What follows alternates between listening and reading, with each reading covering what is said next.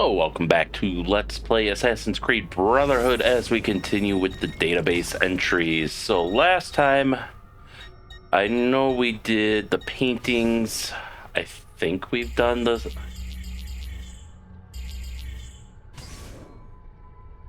I think we've done the secret locations. I'll have to double check and make sure. I know we've done documents, we've seen the truth, we've done all the people. So I think done that. Missing entry. Whoa, whoa, whoa, whoa. How is it missing?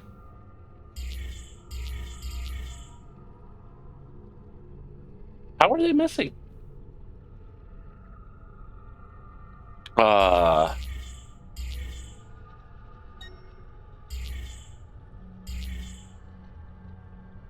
I will have to look into that. But we'll read through what we do have, I think, for Florence and Venice, which, if I recall, was the plan. So we'll start with the Santa Trinita. Constructed over an existing church in 1258, Santa Trinita, or Holy Trinity, is known for its Sassetti Chapel, which is decorated with frescoes of the life of St. Francis by Domenico Ghirlandaio, a painter most famous for his brief role as one of Michelangelo's teachers. Santa Trinita was the mother church of the Vallombrosan order of monks, a very serious group that strictly enforced both poverty and silence for life. Despite the beauty of the Santa Trinita frescoes, very few Vallombrosan monks are likely to have seen them on account of the fact that the monks received beatings for going outside their monasteries. Oh, come on. There we go. Casa di Vespucci. Built by a distant great-great-uncle of the famous Amerigo Vespucci in 1350, the relatively unpresumptuous Vespucci residence is notable for displaying the first painted facade in Florence, a style that was later done to death in the Oltrarno district. Firenze. Founded by Julius Caesar in 59 BCE, Florentia, as it was called by the Romans, quickly became a center of commerce. After the sacking of Rome in the 5th century, the Ostrogoths took over. Under their rule, the city was constantly under attack from the Byzantines, who sent the population level below 1,000. The Lombards came to power in the 6th century, ending the Byzantine assaults. Florence grew to a population of 80,000 in the 14th century, of which 25,000 were working in the wool industry. In 1378, a major revolt of the lower class led to the woolcombers rising up and seizing the government of the city. Their progressive radical democracy lasted for less than 2 months before the upper classes seized control once more, but the revolt so terrified the rich that a century later it was still discussed in hushed tones, much as the 1960s hippie movement is today. The Albizzi family became the de facto rulers after the revolt. Worried about the rise of the Medici family, who were newly rich bankers rapidly gaining influence in Florence, Maso and Rinaldo Albizzi imprisoned Cosimo di Medici and exiled him in 1433. But Cosimo gained influence behind the scenes and rose to power in 1434, exiling the entire Albizzi family except for Luca, who had been loyal to Cosimo. Luca Albizzi joined the Signoria, the ruling body of Florence, as Gonfalonier, succeeding Cosimo's old friend Ilario Auditore in 1442. Under the Medici family, which built impressive public buildings and supported such luminaries as Michelangelo, Leonardo, and Botticelli, the Renaissance began with Florence securely at its center. And then I will have to investigate these 5 missing entries. I suspect I might have to go back to to Ezio's memories of was it Claudia? Was that her name? And run around the city a bit when it lets me. And then we have Venice, La Rosa della Virtù. Located at the crossroads where sex and religion collide, La Rosa della Virtù, the Rose of Virtue, was run entirely by former nuns. The Pope repeatedly attempted to force the Venetian council to shut down the brothel, but it remained open until a fire in 1516 consumed it. Although the church tried to claim divine intervention, jurists found the fire to have been set by a disgruntled bishop who wanted to lie with one of the girls for free. Act of God indeed. That sounds about right. Square di San Travaso. This small square is used as a boatyard to build and repair gondolas. The chief means of transportation within Venice, gondolas are fashioned out of 8 different kinds of wood: mahogany, cherry, fir, walnut, oak, elm, larch, and lime, and are made of 280 pieces. The left side of the boat is longer than the right side, allowing the gondolier to pilot the gondola from the left without it changing direction, and ensuring that intoxicated gondoliers don't accidentally hit their passengers in the face with an oar while switching sides. Venezia, likely established sometime around the late 7th century, Venice's lagoon-locked location was the result of Byzantine settlers attempting to hide from Lombard invaders. By the Middle Ages, the city had grown into a great naval power. Its strategic position at the top of the Adriatic meant that ships taking goods inland had to go through Venice, filling its coffers with money and commerce. Entering the late Middle Ages, Venice exercised influence over both its neighboring states and the church. When the Fourth Crusade rolled around in 1202, the Crusaders required transport on Venice's ships, which the Venetian Doge, Enrique Dandolo, agreed to on the condition that the Crusaders retake the Dalmatian city of Zadar and then capture Constantinople. When Constantinople fell, the city was sacked by the Venetian fleet, which stole, among other things, 4 bronze horses as ornaments for the Basilica San Marco. Well, that's what I call a faith-based initiative. As Venice's wealth grew, so did its fleet. Through sea battles, she gained Byzantine territory, Hungarian territory, and destroyed the Genoese fleet. Venice's fortunes were so entwined with the sea that every year the Doge would throw a ring into the lagoon while saying in Latin, "We wed thee, sea, in the sign of the true and everlasting Lord." Despite much eye-raising about the godliness of sea-human relations, the Pope sanctioned the marriage.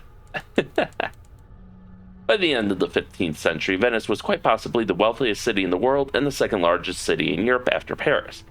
But the rest of Europe had had enough. France, Spain, Austria, and Hungary joined together in the League of Cambrai, partnering with Pope Julius II to crush Venice. But Venice was able to weather the storm, ultimately keeping her territories even after several disastrous defeats. But she would never expand again. Turkey attacked in the 18th century, and Venice began a long decline, which ultimately ended in 1797 when Austria took control of the Republic. Alright, so that is the Venetian entries. And I think I'll read the first 10 Roman entries just to start picking away at that. So we'll start with the Porta Aurelia. This gate of the Mura Aureliana resides on the summit of the Janiculum and was the starting point of the Via Aurelia.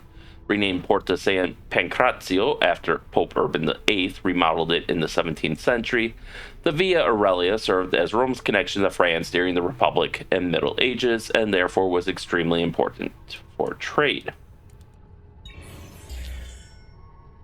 Colonna Triana.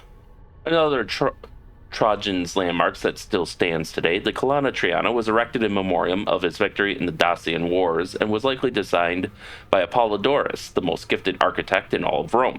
The column is most famous for its spiral bas relief encompassing the entire pillar, which meticulously depicts the epic battles between the Romans and Dacians. A spiral staircase within the structure leads to a platform that would have given a visitor of the time a magnificent view of the surrounding forum. Spiral staircases, which had been rare previously, became a symbol of imperial power after that, leading to all kinds of suggestive comments, like, "Let me see your staircase." Oh, I love Sean's commentary. Well, most of the time at least. Basilica di San Pietro. The original St. Peter's Basilica, built in 326 as opposed to the epic basilica that exists today, was constructed in the form of a Latin cross. An atrium called the Garden of Paradise stood at the entrance, beckoning followers through the main doorways of the church. Unlike pagan temples, which were lavishly decorated, the facade of St. Peter's was plain. Thankfully, Catholicism got over all that when they made the new St. Peter's. Of course, the downside was that the religion became incredibly corrupt, but hey, beauty has to come at a price. The basilica was built on top of the old Circus Nero, but before you start pulling out your popcorn and cotton candy, this wasn't a modern circus. The Roman crucifixions of Christians was the main act. St. Peter, among many others, was hung up to die there.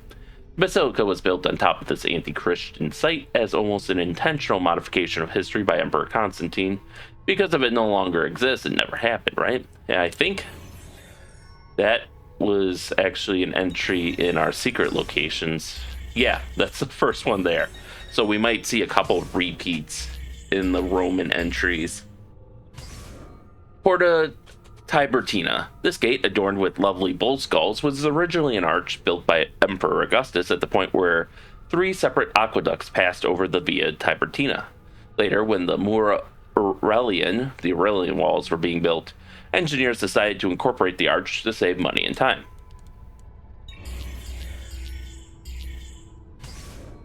Pyramid Cestia. This giant tomb was built between 18 and 12 BCE for Caius Cestius, who was both a magistrate and member of the Roman religious corporation known as Septemviri Apollinum, which was in charge of creating religious feasts for the gods and distributing swag during parties. During the construction of the Aurelian walls between 271 and 275, the pyramid was built into the bulwark, forming a triangular bastion in an effort to cut costs on the snowballing wall project. You'll notice the faces of the pyramid are far steeper than its Egyptian ancestors. This is attributed to the erroneous sketches of the Egyptian pyramids, which acted as the chief reference for its construction. Man, if I had known they were all in here, I wouldn't have bothered with the secret locations. Porta Asinaria. The Porta Asinaria was built as part of the original Mura Aurelian walls. Its unique tower blocks and guard rooms caused it to stand out from the rest. In 536, General Belisarius led his troops through this gate to retake Rome from the Ostrogoths. Its glory was, however, short-lived when 10 years later, traders opened this gate to let Totila and his Goths back in to raid the city for a second time. Belisarius should have remembered to double lock it. Let's see.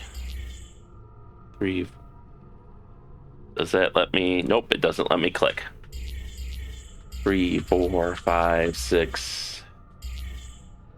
7. Okay. Aqua Antoniana. Built by Caracalla in 212, the Antoniana was a secondary channel the Marcia designed exclusively to supply water to Caracalla's private baths. Thanks to several repairs by various popes, the Antoniana remained functional far longer than its counterparts and well into the 10th century, at which point it was supplied for several hundred more years solely by the tears of peasants.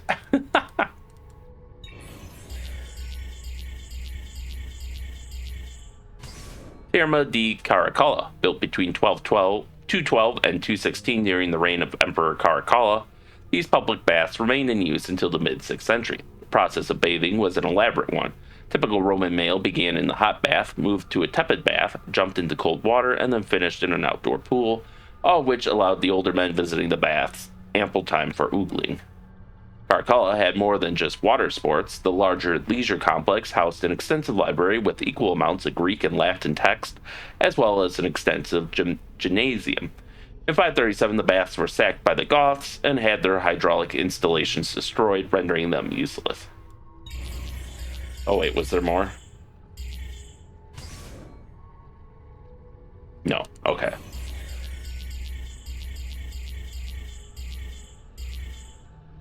Cloaca Maxima. Name literally meaning Great Sewer, the Cloaca Maxima was one of the world's first major sewage systems.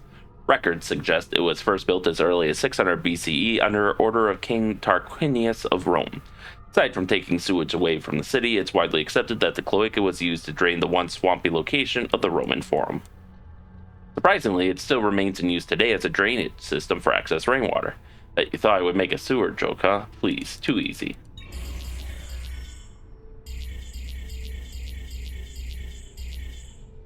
And the Palazzo Laterano. Originally a palace during the Roman Empire, the Laterano was the home of the Laterani family, who served as administrators for many Roman emperors.